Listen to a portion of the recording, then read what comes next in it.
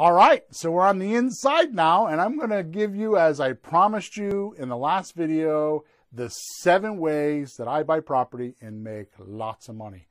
Matter of fact, I don't always buy the property. Sometimes I just control it. Sounds pretty good, right? We can actually control the property, never have the responsibility of owning it, and still make money. I like that part. Okay, so the first deal we're going to talk about is what I call a SLOT deal. It's an acronym that stands for Sandwich, Lease, Option, Transaction. So that's Sandwich, Lease, Option, Transaction, SLOT. When we first started doing this, it was kind of a joke because we would put $10 into the slot machine, pull the lever, and out would come $10,000, which is really how the deal works. Let me explain. So if you have a buyer that has no equity and can't sell their house because they have to bring money to the closing, you can actually give them a delayed cash out. In other words, we'll buy the house, but we'll pay them later. And here's how it works. So the seller owes $100,000 and has, say, a $1,200 a month payment. Your buyer is willing to pay $105,000 for the property because 81% of this country is not qualified for a mortgage, and this person is out of that 81% pool, and he's willing to pay $105,000 because he can't buy a house anywhere else. Now, we're not taking advantage of him. We're actually helping him. So if he were to give us $105,000, $5,000 of that money comes to us, and I'm going to explain how that works in a minute, and he owes $100,000, which would be able to buy out the owner. We're going to allow him to pay the $1,200 a month this guy has for a payment. The buyer is going to pay the $1,200 a month until he's qualified for a mortgage, which is usually done within 2 years. So the seller gets his $100,000. The buyer buys a house he normally wouldn't be able to buy. So it's a win-win situation, and we make, say, 5 or 6 or 7 grand in between. The reason why we could do that and not be licensed is because we signed an option agreement with this person, which means now we have an equity share in the property. So we paid $10 or $100 for this option, and we sold it to this person for $5,000. That's a slot deal. The important thing is there's 0 equity in the house. The next deal, which is number 2, is an actual option deal. An option works similarly. It has, first of all, it's got 10% of equity. So that means that we can buy it from the owner. Let's say it's a $100,000 house. We can sign an option agreement for $90,000 and go off and find a buyer for $100,000 or $105,000. They bring the $100,000 or $105,000 to the closing table. It pays off the mortgage. We make 10 grand in the middle. Very easy. Again, we can do this and not have a license because when we sign the option agreement with our seller, we have an equity share in the property. Number 3 is actually a lease option deal. It's a little bit different than the slot deal, and here's the reason why. First of all, with a lease option, we have 15% worth of equity.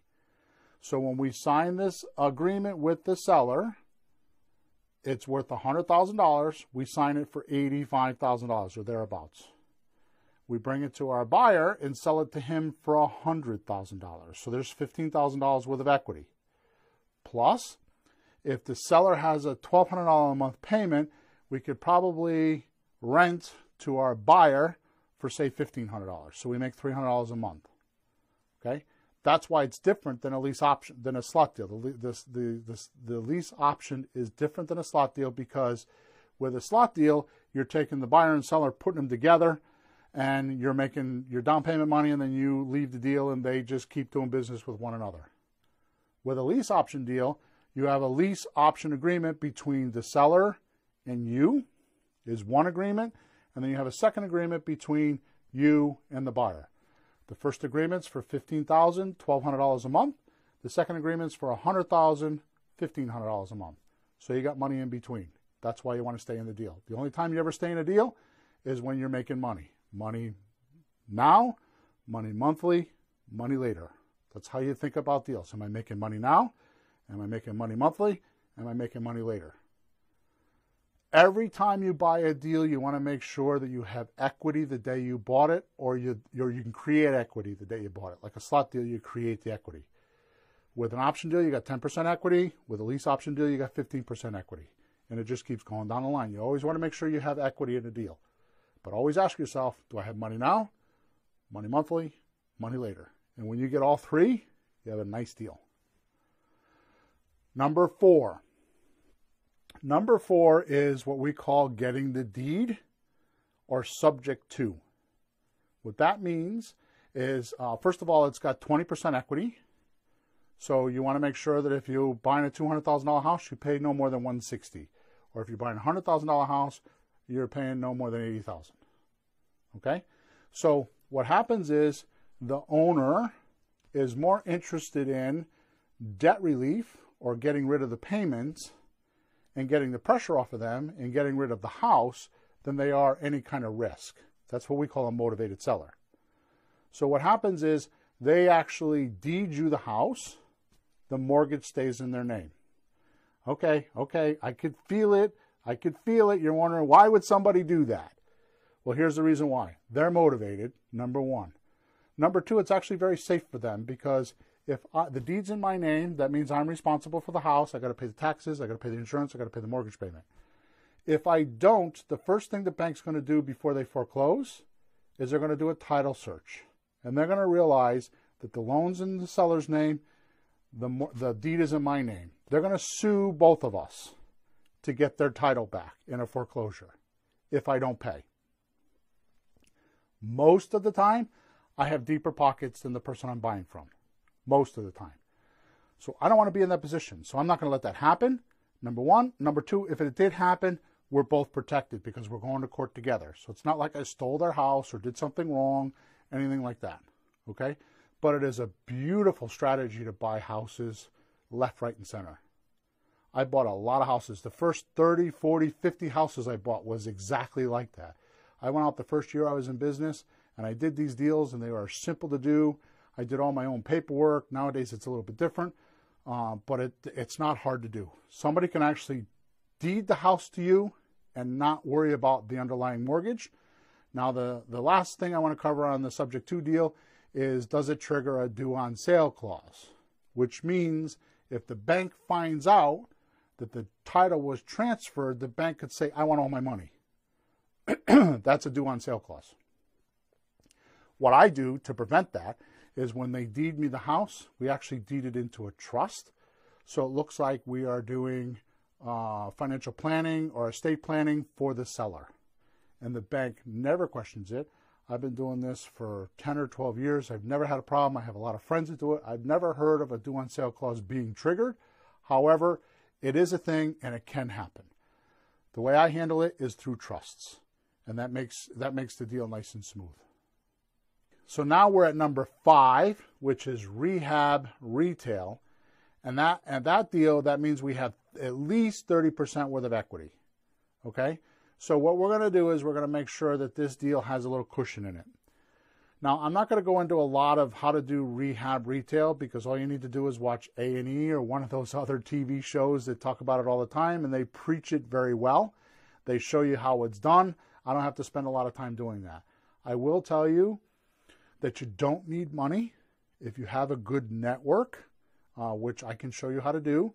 When I buy my properties, the most I do is I put up $1,000 to purchase the property, but a few weeks later when I close, I get the $1,000 back from either my private lender or my hard money lender. And I can't emphasize this enough. You may think that you have no idea where to get this money from, but if you have a good deal, you will find this person. I have seen it so many times. If you have a good deal, money will find you. And just a little bit of a hint, you could get this money out of an IRA. How many people you know with retirement money that is just sitting there? If you know how to do it, you can get it from their IRA. And they're probably family members. But moving on, the point is that you don't need your own money. You can get investors to invest in you, and you can buy these properties, you can fix them up, and you can sell them. And you don't need to have any money. You need to have a little know-how, but you don't need money to do it. And it's not hard. once you understand it. The hardest part is getting the training. So the next deal is number 6, what I call a wholesale deal. Now, a lot of you may have heard about this before. It's been around for quite a while. It has 40% worth of equity. So if you don't have at least 40% worth of equity, then you're going to probably have, or less, you're going to have trouble selling this deal. What a wholesale deal is, you actually purchase a deal and you go sell it to a rehabber. But you need to make sure there's enough money on the table for the rehabber, and you need to make sure you use common formulas that rehabbers use. And you need to, the biggest thing is you need to know that a rehabber with his renovation usually doesn't want to be above 70%. So that includes purchasing the house and doing the renovation. He doesn't want to be more than, or much more than 70% of its after renovated value. Okay, so these are a little harder to find. For a very long time, they were taught that they're the best way to make 10 grand or 5 grand. I can tell you in my world, $5,000 is a common fee for a wholesaler. So if somebody brings me a deal, they tell me how much they're paying for it, because I'm going to find out sooner or later, and I give them a $5,000, kind of like a finder's fee. It doesn't happen a lot because, I mean, where are you going to find people that want to sell a house that cheap? But they are available, and you will find those deals, and when you do, you can make some money. I prefer you do a slot deal, because there's a lot more houses that are they're trying to sell that what they owe on them. You know, they're 100% leverage. There's no equity. If you can do that, then you're much better off, and you can make a lot more money. Okay? I mean, think of it this way. If you could find a $600,000 house and somebody owes $600,000, you could probably get, I mean, if they went to the bank to get a conventional loan on a $600,000 house, because FHA probably won't lend them $600,000, it's what we call a jumbo loan, 10% is 60 grand, 20% is 120 grand. So for that person to buy that house on a conventional mortgage, they need 120 grand. Is it possible you could make $50,000 on a slot deal? Oh yeah, we do it often. Is it possible you could make $50,000 on a lease option deal? Oh yeah. Is it possible you can make $50,000 on a subject to deal? Oh yeah. Okay, which by the way, realize that the first 4 deals, your slot deal, your option deal, your lease option deal, and your subject to, you probably bought for $10 or $100 down payment. And none of those houses you own. Well, the subject to deal you do, but the first 3 you don't own. You're just controlling the property, so you have very little risk. Okay? So that's wholesale number 6. Number 7 is owner financing. Owner financing is a beautiful thing. That means there's 100% worth of equity in the property, and it just comes down to what you and the seller agree to. The trick that I use, and it's not even a trick, but the practice that I use with the owner financing is often I'll overpay for the house because I can do principal only payments. If you have no interest involved, the math is just phenomenal. I mean, the example I use very often is I'll buy a $240,000 house. I'll pay $260,000 for it and sell it for $260,000 because I've got principal only payments. Every single month I have a principal reduction, and my tenant is paying for the principal reduction. So it makes me money every single month. A lot of money, $1,000, $1,500 a month on an average. And think about it. If you have a mortgage payment, if I were to say to you, how much did you pay for your house? And you told me, oh, I paid $150,000 for it. I'm going to tease you and say, no, you didn't. If your payments were $1,000 a month, and you have a 30-year mortgage, which is 360 payments, that means you paid $360,000 for that house. See how that works? So if we're overpaying by 20 grand, it's not a big deal because we're going to make the money up in the money. So we're going to make the money up in terms, which means we're going to make it up in our monthly cash flow, and that's not a problem, in our money up front. Okay, so remember, the key is you have to have money now, money monthly, and money later. And if you don't have all 3 of those, it's fine. You can just do money now, which is like the retail rehab deals. Or if you're doing a lease option, you could do all 3. You could do money now, money monthly, money later. Those are your 3 profit centers. when you're looking at a deal, you should always make sure you have equity in the house the day you buy it, or you have the ability to create equity in that house. Like a slot deal, we create the equity. So when you buy the house, by the time the sun falls that day, you should have equity or a plan to create equity. Otherwise, don't buy the house. So that's the 7 ways that I buy my houses, and it works for me like magic. Now let's talk about how it could work for you. Okay, so you now know the 7 ways that I actually purchase the properties and sell them, for that fact, because you can sell them just the way you're buying them as well. So what I'd like to talk to you about now is that I don't think that you're going to become a real estate investor just understanding the 7 ways. You should know how each deal works and the intricacies and the math of how each deal works. So here's what I did, is I put together 10 videos that is about a total of about 2.5 hours worth of content that explains each deal. So I take the slot deal and I break it down on how you're going to buy it. I do all the math and I show you how it works. Then I show you how you're going to sell it and the profit you're going to make in between and how the deal actually works. Then I do that for an option deal. I break it down, show you how you're going to buy it, do all the math, do everything that's involved so you can give an offer, and then how you're going to sell it and what your profit is. And I do that for all 7 deals. I promise you, whether you're a veteran or whether you're a novice investor, I am going to blow your hair back like you're on a Harley Davidson doing 200 miles an hour without a helmet. I promise you. It's going to be something you've never seen before. I know that I've never seen it, and I've been in the real estate investing business for 15 years. And the stuff that I teach, I've not seen other people teach it. So it's very unique to me, but I've done a great job of breaking it down and actually showing you how to do each deal with a structure. So it's very important that if you want to carry on and make money with your real estate investing career, that you watch these videos and understand how each deal works, so you, at the end of the videos, can actually go out and make offers using the numbers and the strategies I'm talking about and actually get some houses bought. So go ahead, click on the button, and let's get started so you can actually get some income in your wallet.